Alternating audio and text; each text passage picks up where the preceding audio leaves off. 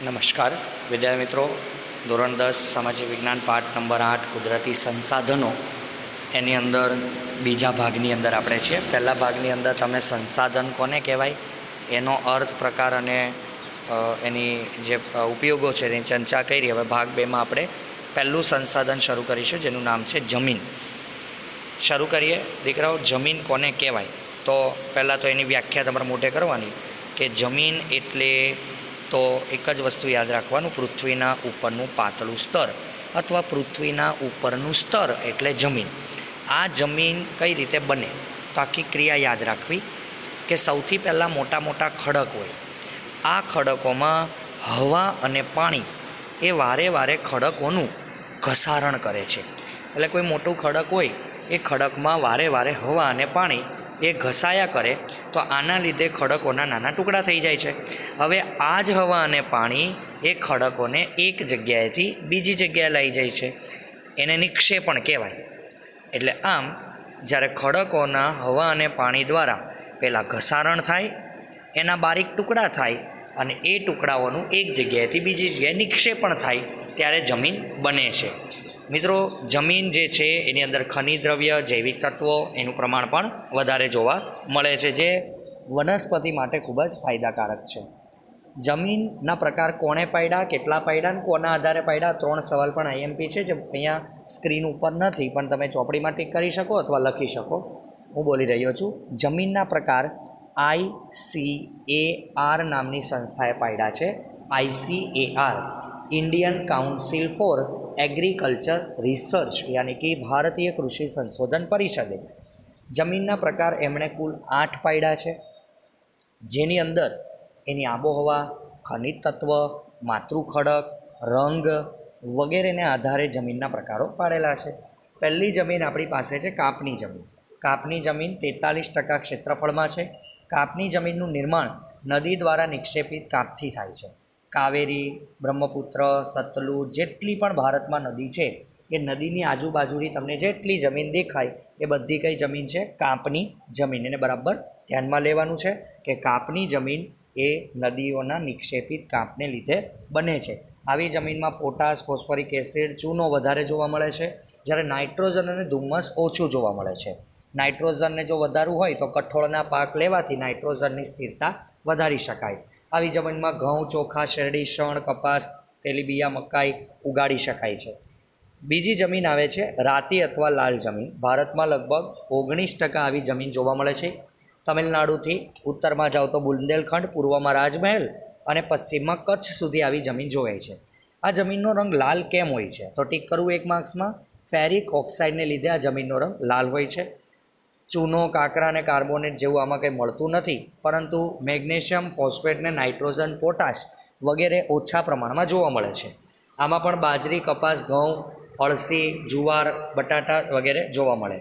કાળી જમીન તમારી માટે મોસ્ટ આઈએમપી છે, પ્રથમ સત્રને બોર્ડ માટે ટીક કરી લેવી. કાળી જમીનને આપણે રેગુર અથવા કપાસની કાળી જમીન પણ કહીએ છીએ. 15% જેટલી આ જમીન ભારતમાં આવેલી છે. દખ્ખણના લાવા પથરાવાથી આ જમીન બને. ફરી એકવાર, કાપની જમીન નદીના કાપથી બને, લાલ જમીન ફેરિક ઓક્સાઇડને લીધે બને, કાળી જમીન એ દખ્ખણના લાવા પથરાવાથી બને. આમાં લોહ, ચૂનો, calcium, potash, aluminium, magnesium, carbonate વધારે હોય છે, એટલે આ બધી જમીન જે છે કાળી જમીન એ બધામાંથી વધારે ફળદ્રુપ હોય છે. યાદ રાખજો 1 માર્ક્સનો સવાલ કે આનામાં ભેજ સંગ્રહ શક્તિ દીકરાઓ સારી રીતે હોય છે. ભીની હોય ત્યારે માખણ જેવી લાગે, પણ જ્યારે અંદરનો ભેજ સુકાય ત્યારે એમાં ફાડ કે તિરાડો પડે છે. તમે આકૃતિમાં, ફોટોમાં પણ જોઈ શકો છો. આમાં કપાસ, અળસી, સરસવ, મગફળી, તમાકુ ને અડદ વગેરે ઉગે છે. પછીની જમીન છે લેટેરાઇટ અથવા પડખાવ.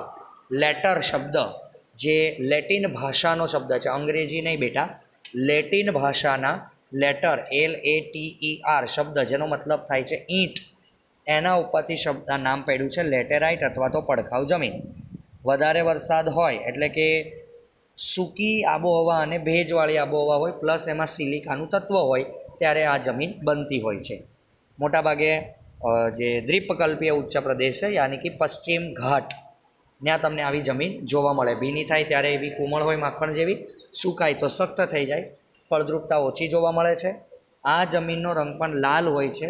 એનું કારણ છે લો ઓક્સાઇડ. લાલ જમીનનો રંગ લાલ એટલે તો ફેરિક ઓક્સાઇડને લીધે, અને લેટેરાઇટ જમીનનો રંગ લાલ છે લો ઓક્સાઇડને લીધે. આની અંદર કપાસ, ડાંગર, શેરડી, રાગી, ચા, કોફી અને કાજુ જેવા પાકો થાય છે. વાત કરીએ રણ પ્રકારની જમીન.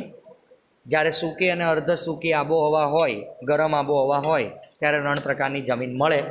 રાજસ્થાન, ઉત્તર ગુજરાત, સૌરાષ્ટ્ર જેવા વિસ્તારોમાં રણ પ્રકારની જમીન જોવા મળે છે.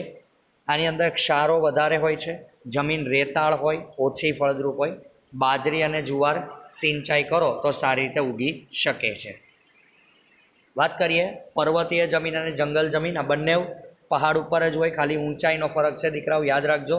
પર્વતીય જમીન 1900થી 3000 મીટરની ઊંચાઈએ હોય, જ્યારે જંગલ પ્રકારની જમીન એનાથી મોટી એટલે કે 3000થી 3100 મીટરની ઊંચાઈએ. આ તમારો આઈએમપી સવાલ છે. પર્વતીય જમીન જ્યાં જ્યાં પર્વતો દેખાય, ખીણ છે, અસમ છે, દાર્જિલિંગ, ઉત્તરાખંડ, જમ્મુ કાશ્મીર, ત્યાં તમને આ બધા જમીન જોવા મળે. જ્યારે જંગલ પ્રકારની જમીન આપણને જે જંગલો એરિયા છે જેમ કે હિમાલયના જંગલોમાં આપણને આવી જમીન જોવા મળે છે. પર્વતીય જમીન વિદ્યાર્થી મિત્રો પાતળા અને અપરિપક્વ સ્તરવાળું હોય છે, જ્યારે જંગલનું સ્તર પાંદડાથી ઢંકાયેલું હોય અને પાંદડા સડે એટલે એનો રંગ કાળો થઈ જાય. પણ પર્વતીય જંગલ પ્રકારની જમીન ઉપરથી કાળી દેખાય, નીચે જતાં લાલ કે ભૂરા રંગની લાગે છે. પર્વતીય જમીન દેવદાર અને ચીડ અને પાઇનના વૃક્ષો ઉગે છે, જ્યારે જંગલમાં ચા, કોફી, તેજાના, મકાઈ, ઘઉં, જવ જેવા પાકો લઈ શકાય છે. છેલ્લી જમીન આવે છે દલદલ કે પીટ પ્રકારની. અહીંયા 9 નંબર એટલે માર્યો જ કેમ કે આપણે ઉપર જમીનના અર્થને 1 નંબર આપેલો, એટલે વિદ્યાર્થી મિત્રો યાદ રાખે જમીન તો કુલ 8 જ છે. ICAR 8 જ પ્રકાર આપેલા છે. દલદલ કે પીટ પ્રકારની જમીન ભેજવાળા વિસ્તારોમાં, જ્યારે ચોમાસાની અંદર પાણીમાં ડૂબેલી જમીન હોય એ પાણી ઓસરી જાય ત્યારે આ જમીન બનતી હોય છે. આ 7 સિસ્ટરમાં સૌથી વધારે પૂર્વીય જે રાજ્ય છે જેને આપણે 7 બહેનો અથવા 7 સિસ્ટર કહીએ છીએ, ત્યાં આ જમીન વધારે જોવા મળે છે, જેમ કે ઓડિશા, પશ્ચિમ બંગાળ વગેરે. આની અંદર સૌથી વધારે ડાંગરની ખેતી થાય છે. ફોસ્ફેટ અને પોટાશ ઓછું જોવા મળે છે, એટલે બહુ મર્યાદિત માત્રામાં આપણને જમીનની વાત મળે છે. તો અહીંયા સુધી રાખીએ. નેક્સ્ટ 2 સવાલ જે IMP છે આપણે નેક્સ્ટ લેક્ચરમાં જોશું. અસ્તુ, આભાર.